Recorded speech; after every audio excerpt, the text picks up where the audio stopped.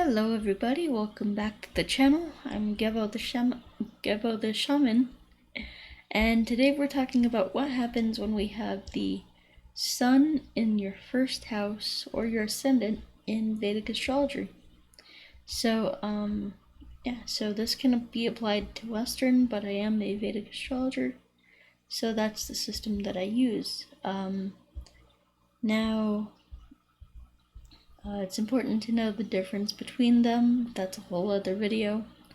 And so if you are interested in getting any services from me, any products, courses, services, I have everything pretty much on sale, and that's going off of sale pretty soon. So check it out right here at gebotheshaman.com. Alrighty, and yeah. Even if you watch this video, like after this video has been up for a while, go check that site out. You might find it on sale again. Alright, so let's see here. So sun in the first house. What happens when we have the sun in the first house? So in order to understand this placement, we need to understand what the sun means, and then we'll talk about what the first house means. Put them together and create our own analysis from that.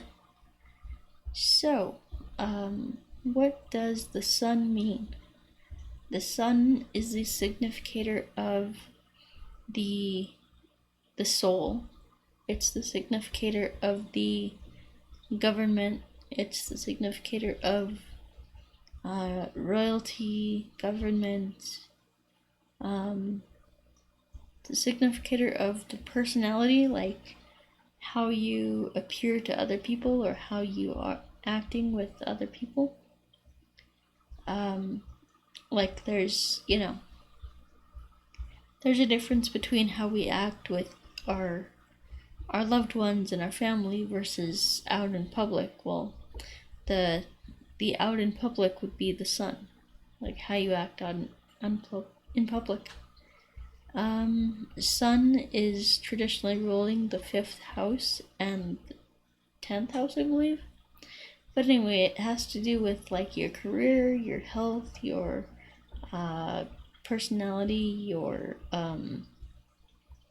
things like that, So it's like your expression to the world and things like that. It's your career, your public reputation, your, the fame and the limelight and things like that. So, yeah.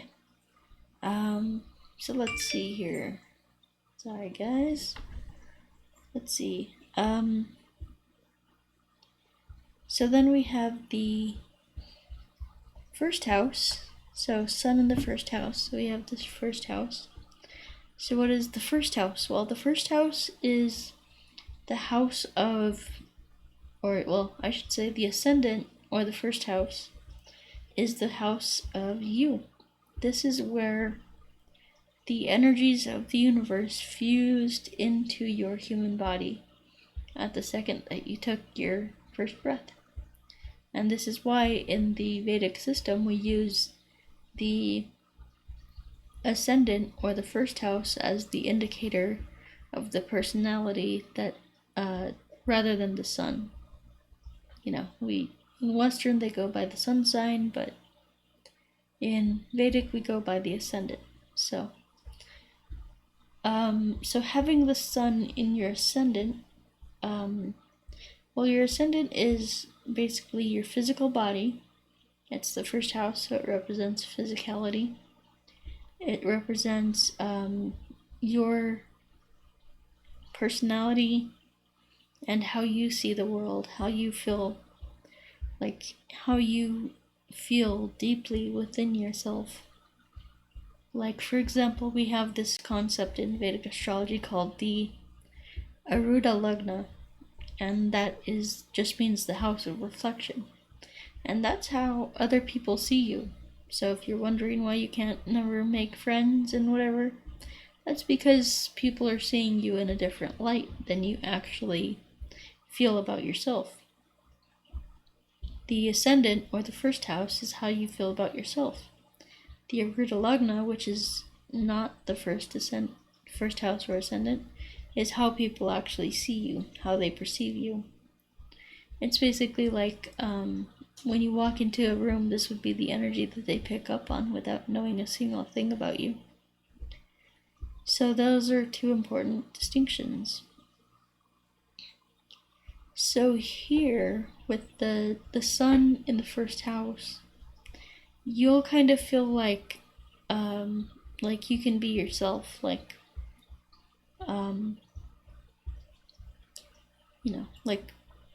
because sun is also an indicator of how we express ourselves, how we interact with others, like in a friendships and things like that. And so sun being in the first house gives an indication that you feel free to express yourself. You feel free to let your opinion be known and things like that. And so you can be very self-expressive. You can want to become the center of attention. You can you'll have no reservations about expressing yourself fully to other people. Whereas, most people, they can't just open up to everybody and anybody. There's things about themselves that they want to hide and protect themselves and things like that. With this placement, it's not so much of course everybody has their things, and of course this is going to be highly dependent upon the sign that's placed here as well, which we're not talking about today. But it's a great placement for just being open and honest and not being afraid to fully express yourself and stuff.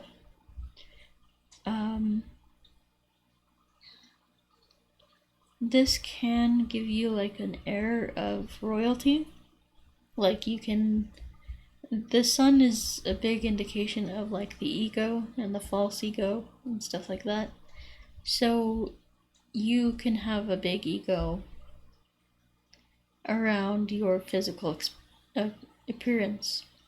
So remember, first house is the physical body, sun is the ego, and so you might have a big ego around how you look and how other people perceive you, and if you are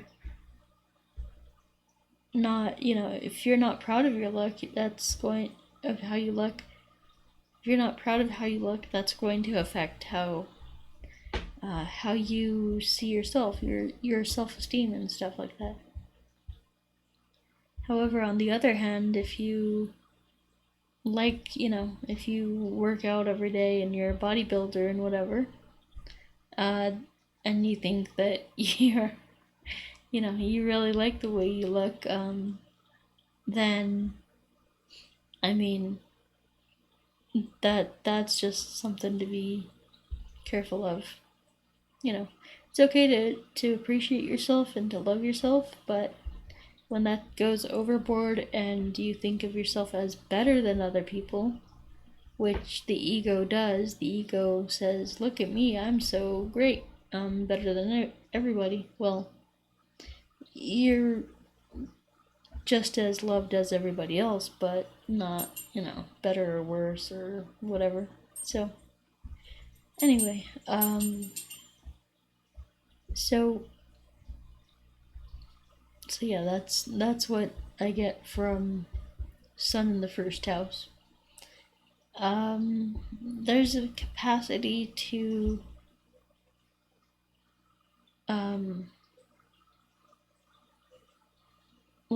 work in the government, and also the sun here in the first house aspects the seventh house, And so this means that your relationship with your spouse is going to be, you just gotta watch your ego around your spouse.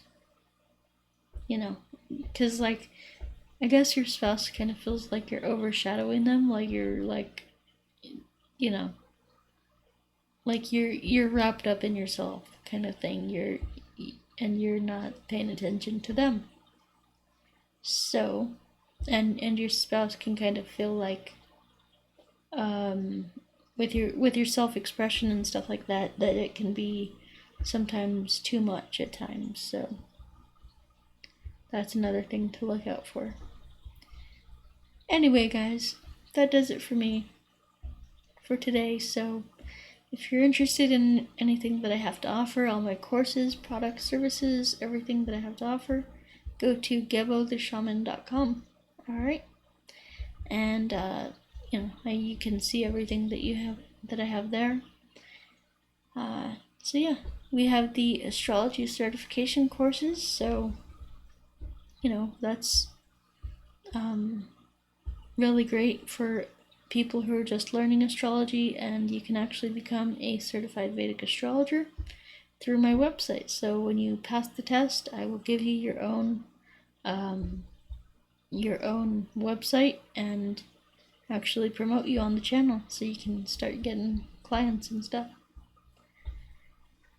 And then we have the Vedic astrology readings. So I do a general reading, and then I do a reading where I specialize in your career and your relationships and things like that.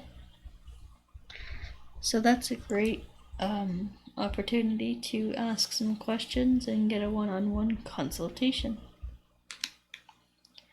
I'm also making it available for like people if maybe you don't want to speak with me one-on-one. That's okay too. I'll make a video for you. So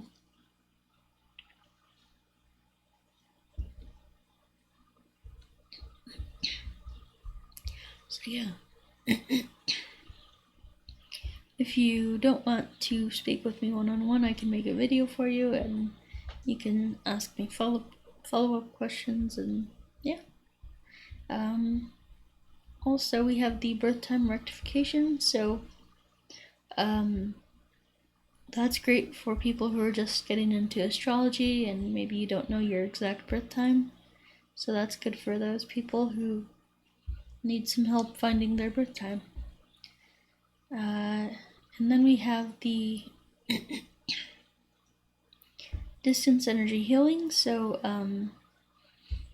yeah, that's great for people who are, sick or suffering with some kind of illness, whether that be physical, mental, spiritual, emotional, something like that.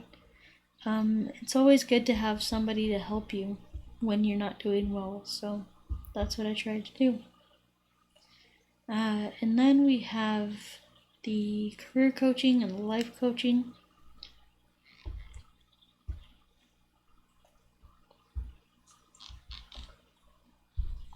So, career coaching, life coaching is great for, people who are struggling to find their path and purpose in this life.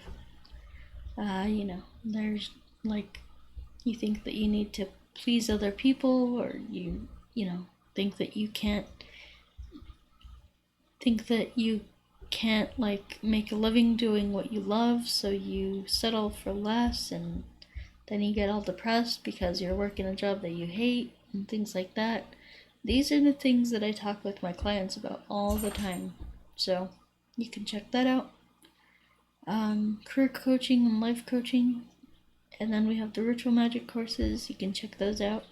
And then the qigong courses. So these are the most powerful things that I've most powerful courses that I've ever done. So I've learned these things from my teacher, and I pass them along to you, and they are great great energy work practices that will get your energy flowing and get you more in alignment of your soul, with your soul. So that's, you know, of course, all your emotions, all your unconscious stuff is going to have to come up, but that's just part of the learning process and the growing process. So,